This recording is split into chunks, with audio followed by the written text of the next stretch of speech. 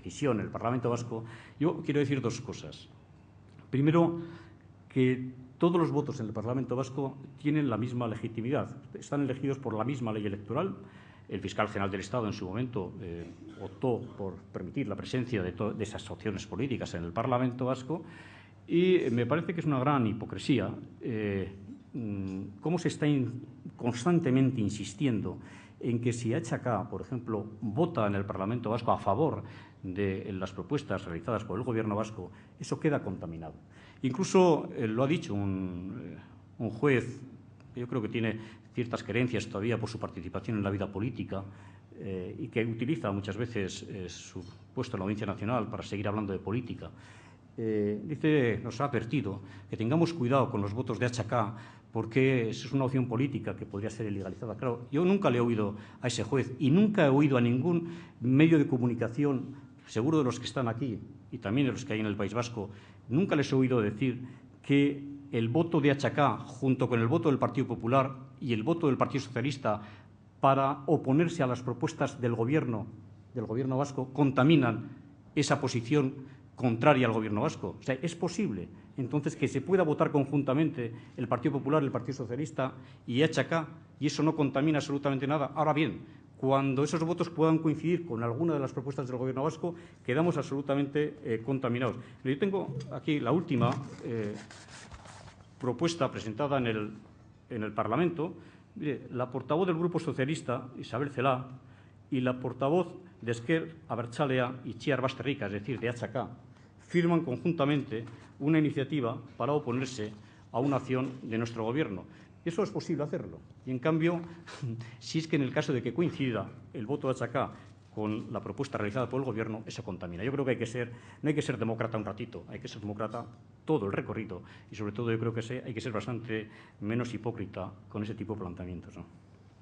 Pero ahí no cree también que los tiempos pueden ser distintos. Quiero decir que una cosa es que el comportamiento de HK cuando hay una tregua de ETA o el comportamiento de HK cuando ETA está en una ofensiva como ahora mismo, ¿no?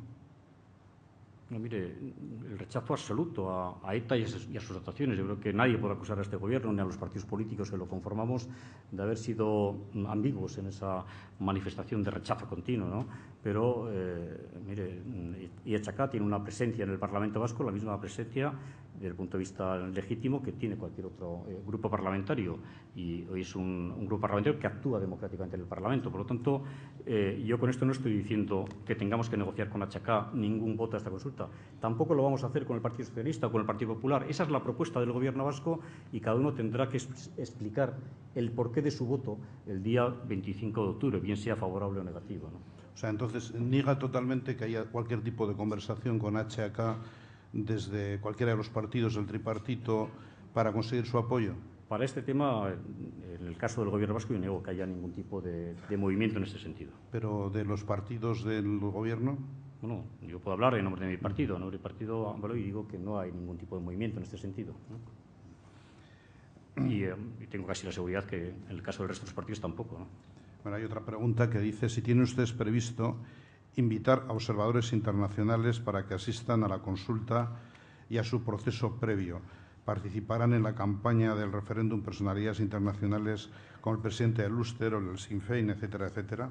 No, mire, los observadores más fiables en un proceso de estas características son los propios ciudadanos y ciudadanas vascas, que son los que, en definitiva, van a decidir libre y democráticamente sobre dos preguntas claves para el futuro de nuestro país, ¿no?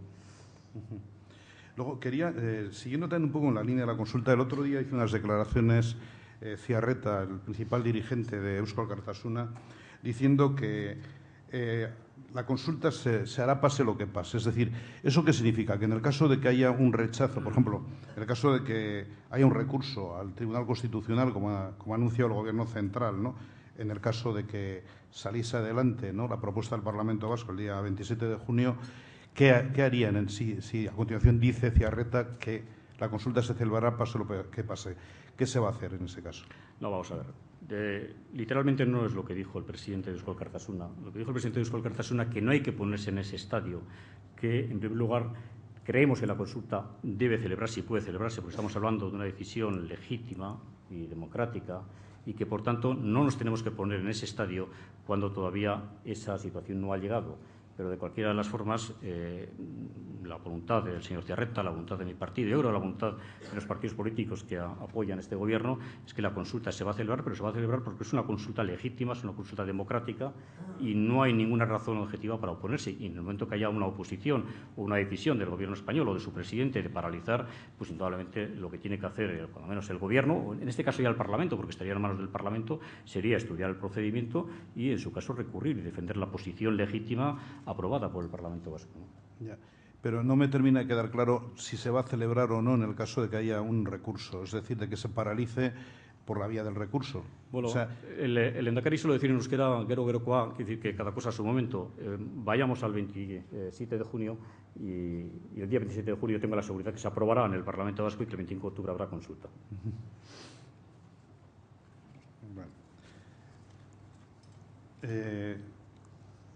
Bueno, tengo otra pregunta de Ramón Darío Molinari, de la cadena de prensa hispana de Estados Unidos. Dice que el lehendakari Ibarretxe mencionó específicamente el modelo de Estado libre asociado de Puerto Rico, que la pasada semana ha sido denunciado en el Comité de los 24 de la ONU como colonial.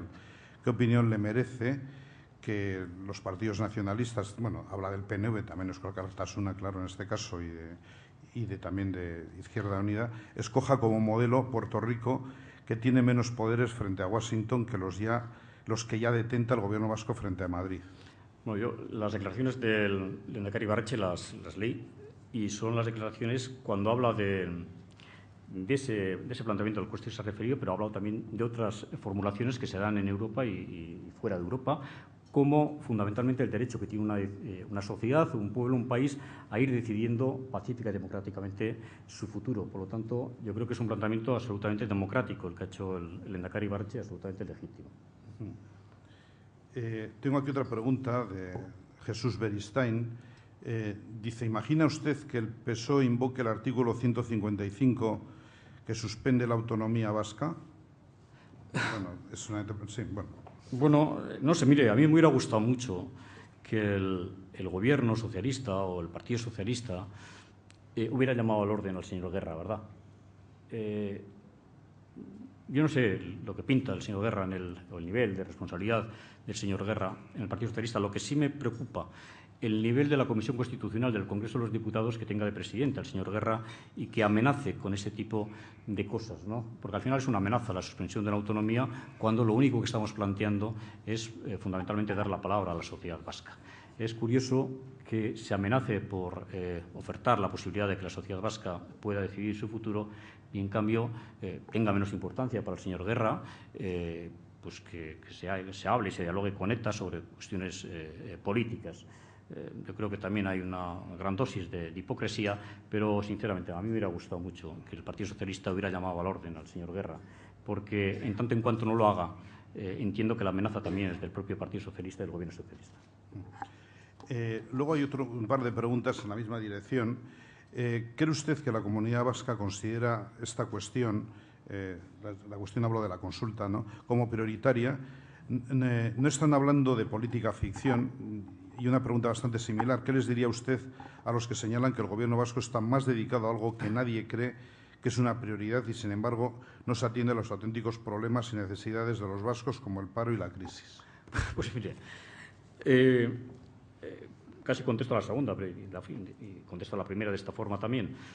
Mira, un Gobierno como el nuestro, que dedica casi el 73% de su presupuesto a gasto social, incluida la sanidad y la educación, un Gobierno como el nuestro, que hace todavía mañana, ahora 7 días, que aprueba un complemento de pensiones hasta el 100% del salario mínimo interprofesional para nuestros pensionistas, algo que, por cierto, que lleva ofreciendo el señor Zapatero durante años y todavía no lo ha hecho.